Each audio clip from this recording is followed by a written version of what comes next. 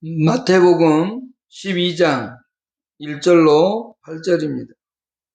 그때에 예수께서 안식일에 밀밭 사이로 가실새 제자들이 시장하여 이삭을 잘라 먹으니 바리새인들이 보고 예수께 말하되 보시오, 당신의 제자들이 안식일에 하지 못할 일을 하나이다.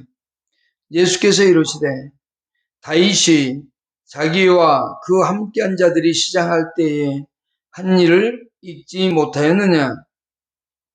그가 하나님의 전에 들어가서 제사장 외에는 자기나 그 함께한 자들이 먹어서는 안 되는 진설병을 먹지 아니하였느냐? 또 안식일에 제사장들이 성전 안에서 안식을 범하여도 죄가 없음을 너희가 율법에서 읽지 못하였느냐? 내가 너희에게 이르노니 성전보다 더 큰 이가 여기 있느니라. 나는 자비를 원하고 제사를 원하지 아니하노라 하신 뜻을 너희가 알았더라면 무지한 자를 정죄하지 아니하였으리라. 인자는 안식일의 주인이니라 하시니라. 아멘. 안식일에 대한 올바른 이해, 첫 번째 시간으로 하나님께 말씀을 듣고자 합니다. 다음 주에는 9절로 이후에 또 안식일에 대한 올바른 이해에 대해서 두 가지를 살펴보도록 하겠습니다. 안식일에 관한 내용은 우리가 신명기 5장이나 출애굽기 20장에서 10계명 가운데 4계명인 계명을 상고해 보면 알 수 있습니다. 그리고 안식일이라고 하는 이 개념에 대하여 또는 안식일에 대한 다양한 내용들이 성경 안에 펼쳐져 있습니다. 그래서 우리가 오늘 안식일에 대한 바른 이해라고 할 때에 안식일을 총체적으로 이해하거나 또는 안식일의 어떤 여러 가지의 정의들을 나열하는 그런 방식은 택하지 않겠습니다. 그냥 오늘 본문 안에서 우리가 안식일에, 지금으로 말하면 주일에 어떤 생각, 어떤 것이 더 중요한가에 대한 내용을 살펴보도록 하겠습니다. 당시 종교 지도자들은 많은 계명들을 원래 의도한 것과는 다르게 이제 느슨하게 해석을 합니다. 자기들이 지켜야 되는 것들이 있으면 좀 억지로라도 지켜야 되는 것들이 있다면 그것을 느슨하게 해서 자기들이 조금 편하게 그런 계명들을 지키도록 그렇게 법을 만들어 놨습니다. 그런데 4계명만큼은 정반대로 만들었어요. 느슨한 게 아니라 더욱더 완고하고 또 더욱더 사람들을 올가매는 대로 그러한 법들을 만들어 놓으면서 이 4계명이 진짜 의도했던 그 뜻을 왜곡하고 말았다라고 할 수 있습니다. 4계명은 이렇습니다. 안식일을 기억하여 거룩하게 지키라. 이 계명에 대해서 이제 당시 종교 지도자들은 원래 하나님은 안식일을 기억하여 거룩히 지키라 이건데 당시 지도자들은 조금 더 엄격하게 해석을 하고 그것을 지키도록 하고 있는 내용이 바로 이제 1절부터 14절까지 13절까지 해서 우리가 살펴볼 수 있는 내용들입니다. 먼저 1절부터 8절은 필연적인 일이 반드시 해야 되는 일이 안식일에 걸렸으면 그 일을 행하는 것이 합당하다라고 하는 것을 가르쳐주고 있습니다. 9절부터는 자비를 베푸는 일을 행하는 그것이 안식일일지라도 적절하다, 맞다라는 겁니다. 그러니까 반드시 해야 되는 일이 있다면 그것은 안식일일지라도 행해야 된다는 얘기입니다. 이제 9절부터는 우리가 어떤 선을 베풀어야 되는 일이 안식일에 걸렸단 말이에요. 그럴 때는 그와 같은 선을 행하는 것이 옳다 이렇게 얘기해 주고 있습니다. 자, 이제 우리 본문 안에서 1절부터 한번 살펴보십시다. 첫 번째 1절에 보면 예수님의 제자들이 행한 일이 나옵니다. 첫 번째 생각할 것은 제자들이 행한 일입니다. 그때에 예수께서 안식일에 밀밭 사이로 가실새 제자들이 시장하여 이삭을 잘라 먹으니, 지금 제자들이 왜 배가 고팠는지는 모르겠습니다만 그 이유는 없으니까요. 아마 이들은 9절에 보면 예수님이 회당에 들어간 것을 볼 수 있거든요. 그러면 그 회당에 가기 위해서 부지런히 가기 위해서 식사를 거를 수도 있고, 또는 너무도 가난하다 보니까 먹을 것이 없을 수도 있습니다. 예수님을 따라다니다 보면 며칠씩 밥을 못 먹는 일도 있고 그랬던 걸 볼 수 있거든요. 그래서 이제 배가 고파서 그들은 지나가는데, 그때 밀밭이 있는데 거기가 이제 밀밭이 먹을 만큼 익었다는 거죠. 그래서 추수할 때가 된 밀밭 사이를 걸어가고 있습니다. 그래서 배가 고프니까 그 밀을 따가지고 이렇게 손으로 비벼서 이렇게 먹었다는 겁니다. 어떤 학자들은 그걸 보리로 해석하기도 합니다. 그러나 우리는 성경에 있는 대로 밀밭사이라고 그랬으니까 밀불로 생각하십니다. 이것을 목을 톡 잘라가지고 손으로 이렇게 비벼서 해서 이렇게 입에 먹곤 하죠. 제자들은 그것을 행하고 있는 겁니다. 배가 고프니까 그거라도 먹겠다는 의지 아니겠습니까? 그러면 자, 이 일이 과연 책망을 받을 만큼 잘못된 일인가? 라는 겁니다. 그 이삭 몇 개 잘라서 비벼서 먹었는데 그것이 과연 잘못한 일인가? 라는 거죠. 여기는 그냥 잘라 먹었다 그랬고, 누가복음 6장 1절에는 이삭을 잘라 손으로 비벼 먹었으니 라고 돼 있어요. 좀 구체적으로 표현을 했어요. 그러면 제자들이 굶주려서 그 굶주림을 해소하기 위해서 먹은 이 일이 과연 그렇게 잘못된 일인가? 배가 고파서, 정말 며칠도 못 먹어서 배가 너무 고파서 교회에 오는데 밀이 있어서 그걸 똑 따가지고 비벼서 후하고 한 지문 먹었어요. 그것이 과연 그렇게 큰 죄인가? 라는 거죠. 신명기 23장 25절에 보면 그것은 죄가 아니라고 얘기합니다. 내 이웃의 곡식밭에 들어갈 때에는, 잘 들어보세요. 내 이웃의 곡식밭에 들어갈 때에는 내가 손으로 그 이삭을 따도 되느니라. 자, 이삭을 딸 수 있잖아요. 그죠? 밀밭에. 그러나 내 이웃의 곡식밭에 낫을 대지는 말지니라. 낫을 가지고 가서 베어 가지고 오는 것은 절도의 행위로 인정하지만, 배가 고파서 그걸 지나갔다가 배가 고프면 따먹을 수 있는 것은 율법에 당연히 해당이 됩니다. 절대적으로 죄가 되지 않는다는 겁니다. 그런데 두 번째 이제 2절을 보십시다. 바리새인들이 보고 예수께 말하되, 보시오, 당신의 제자들이 안식일에 하지 못할 일을 하나이다. 지금 이들이 얘기하고 있는 건 뭐냐면, 바리새인들이 얘기하고 있는 건 뭐냐면, 그거 따먹은 게 중요한 게 아니라는 거죠. 언제 했느냐가 중요한 겁니다. 바리새인들에 대해 이제 바리새인들이 제자들에게 허물을 잡은 거잖아요. 책을 잡은 거예요. 두 번째 생각이 그겁니다. 과연 이것이 제자들이 책 잡힐 만한 일인가? 이 바리새인들은 그 따먹는 거에 대해서는 자기들도 율법을 아니까 신명기 23장에 있는 내용을 알고 있을 거란 말이죠. 그러니까 이삭 따먹는 것은 아무 문제가 아닙니다. 문제는 뭐냐면 그 일을 안식일에 했다는 겁니다. 안식일에 이삭을 자르는 것, 그것까지는 용납할 수 있어요. 근데 무엇을 했느냐?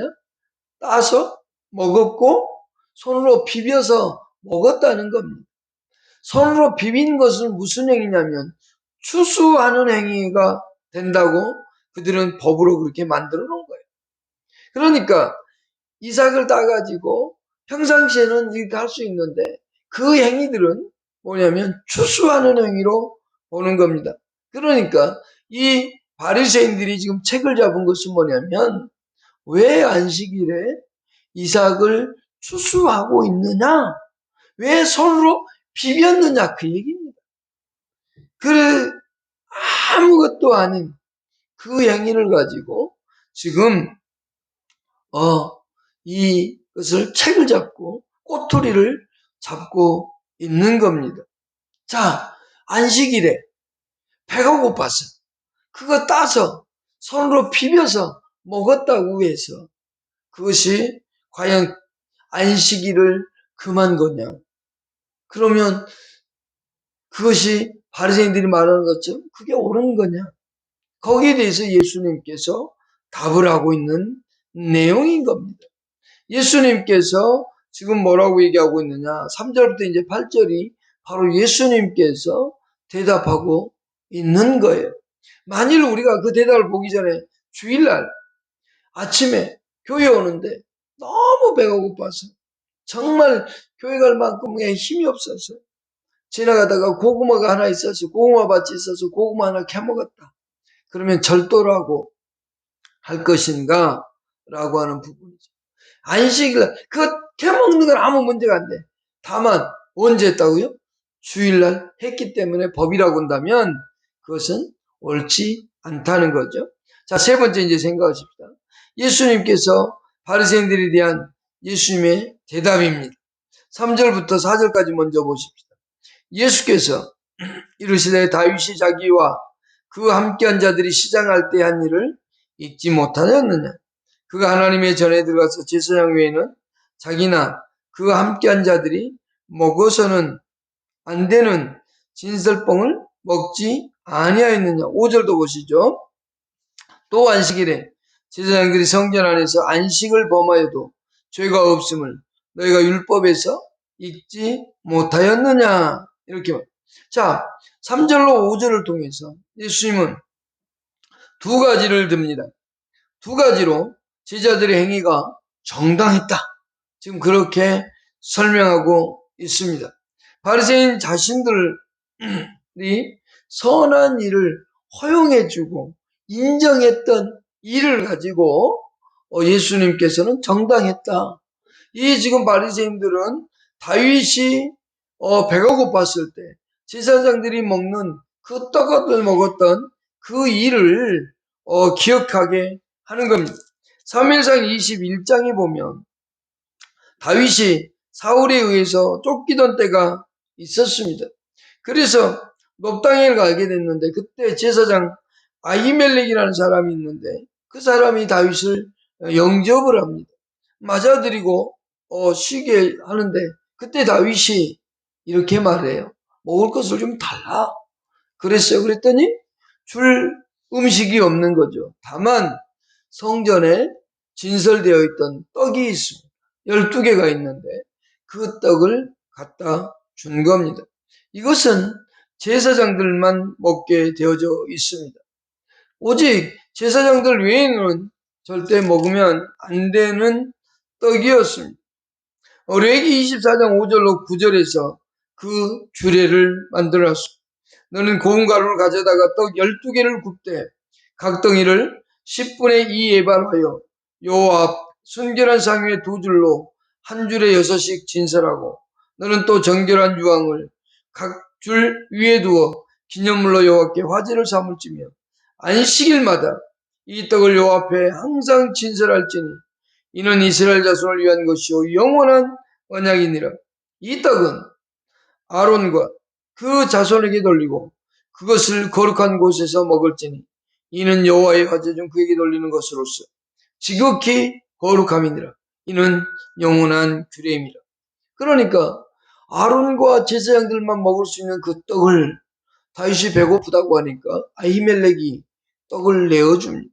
단 조건이 하나 있습니다. 3일 동안 여자와 동침하지 않았다면 내가 그 떡을 주겠다. 라고 해서 떡을 먹은 사건입니다. 그래서 당시 유대인들, 바리새인들은 그것이 죄악이라고 생각하지 않았습니다. 선한 일로 여기고 있었다는 겁니다. 그 일을 읽어보지도 않았느냐라고 지금 예수님께서 말씀하심으로써 그들의 잘못을 지금 지적하고 있습니다. 다윗과 그와 함께한 사람들은 아히멜렉이 신설된 떡을 줄 때 그들은 그 시장을 먹음으로써 자기의 배고픔을 해결할 수 있었습니다. 이것은 인간이 가지고 있는 본성적인 욕구입니다. 누구든지 배가 고프면 그 굶주림을 해결하고자 합니다. 오직 배고프면 어떤 때는 성경에 의하면 자식을 잡아먹기도 했습니다. 그 정도로 배고픔에 대해서는 사람은 욕구를 해결하고자 합니다. 잠언 6장 30절에 보면 이런 말씀이 있는데 도둑이 만일 줄일 때에 배를 채우려고 도둑질하면 그 사람이 그를 멸시하지는 아니하려니와. 사람이 배가 고파서 도둑질하면, 정말로 배가 고파서 도둑질하면 불쌍히 여기는 것이 우리 인간이 가지고 있는 마음이라는 겁니다.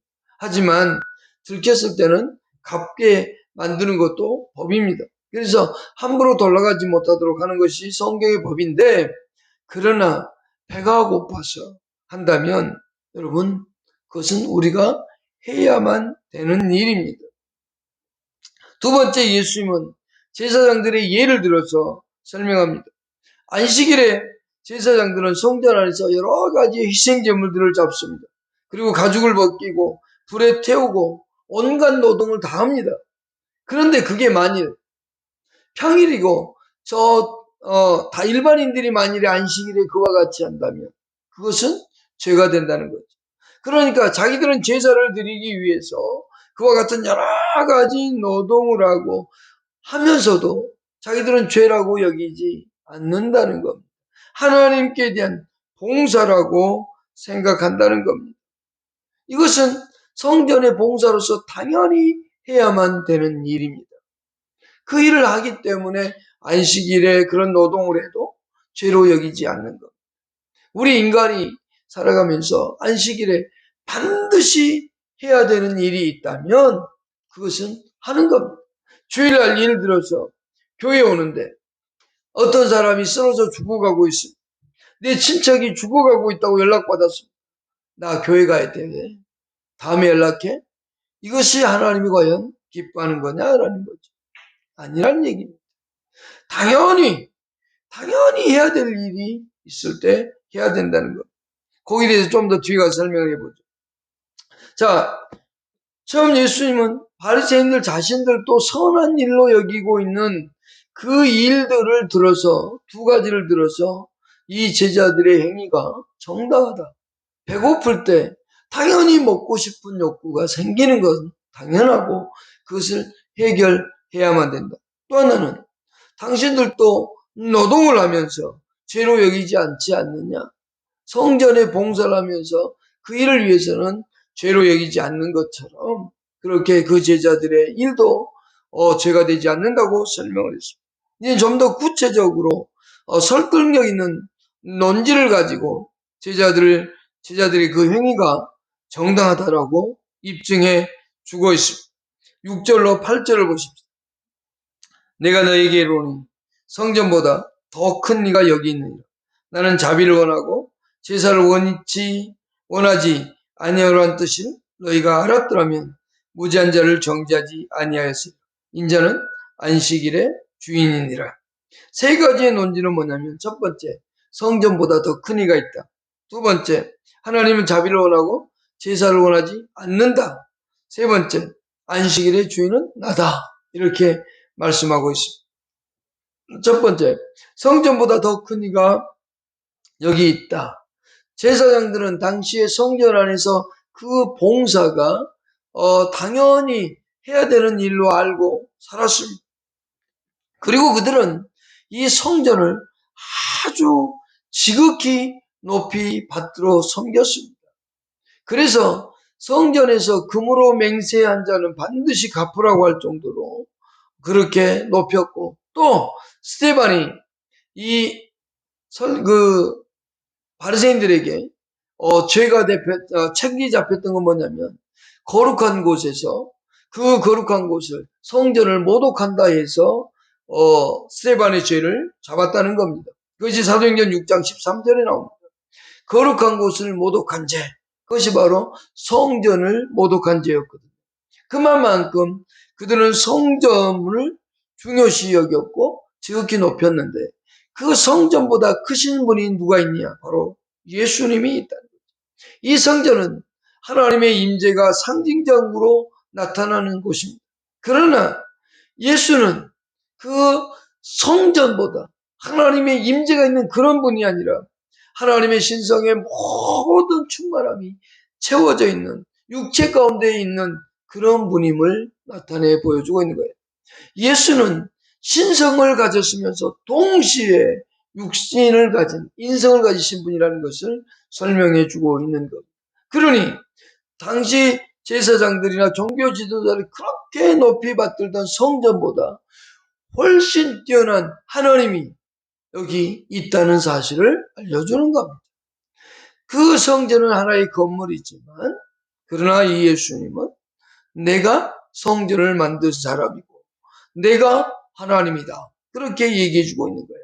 그러니까 이 성전, 그들이 그렇게 귀하게 여기던 성전보다 훨씬 뛰어난 분이 있다라고 설명을 했고요. 두 번째, 하나님은 자비로운하고 제사를 원치 아니한다라고 했습니다. 이것은 호세아 6장 6절의 말씀인데요. 마태복음 9장 13절에서는 사람의 영혼에 대한 자비, 거기에 대해서 정당성을 입증하기 위해서 인용을 했고요. 이제는 이 본문에서는 의식적인 어떤 의무, 이것들보다 더 중요하게 육신의 사람의 그 육체에 대한 그 자비, 그것을 입증하기 위해서 인용하고 있는 겁니다. 그러니까 사람의 육체에 대한 자비도 필요하다는 거죠. 그러니까 우리는 영혼만 잘 되면 돼라고 하거나 그러면 안 됩니다. 반드시 우리 육체가 요구하고 있는 그 본성적인 욕구, 먹는 문제, 굶주리면요, 배가 고프면요, 아무것도 하고 싶지 않습니다. 배가 고프면, 정말로 배가 고프면 교회 갈 힘도 안 생기는 겁니다. 우리는 그런 배고픔에 대해서 그것을 채워주는 것, 그것이 더 중요하다는 겁니다. 어느 날 용산역에 간 적이 있었어요. 아주 급한 일이 있어서 가야 됐는데 시간이 그렇게 넉넉하지 않았어요. 아주 짧았습니다. 그런데 그 용산역에 사람들이 많이 다니잖아요.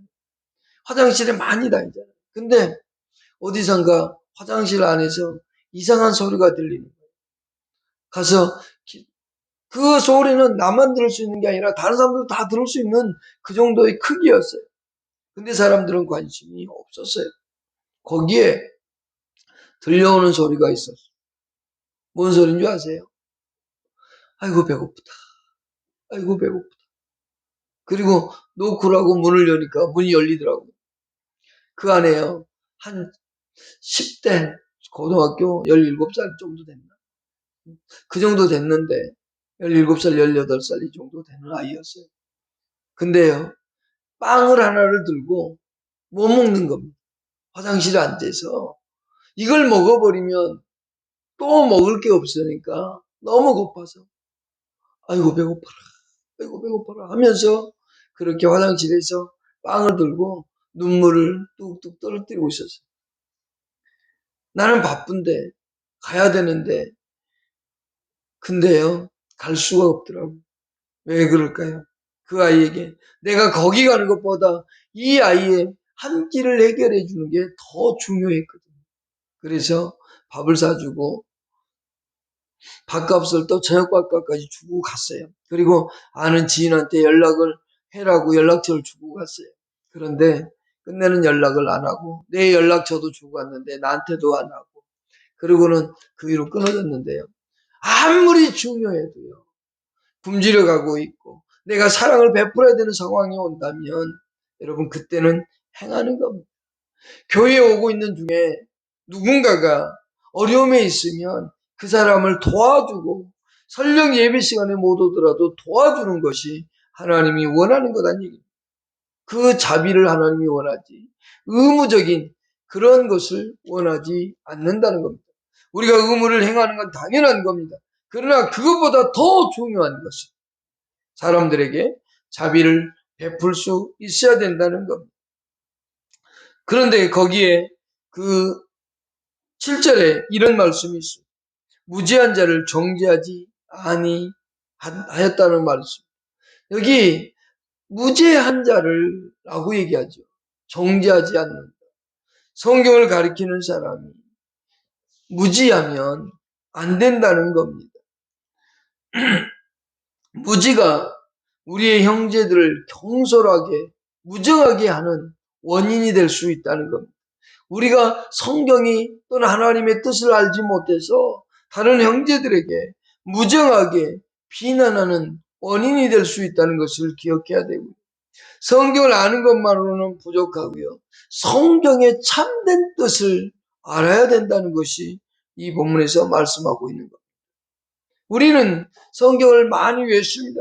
그러면 그 있으면 그 외운 것에 대한 참된 뜻을 알기 위해서 노력해야만 됩니다.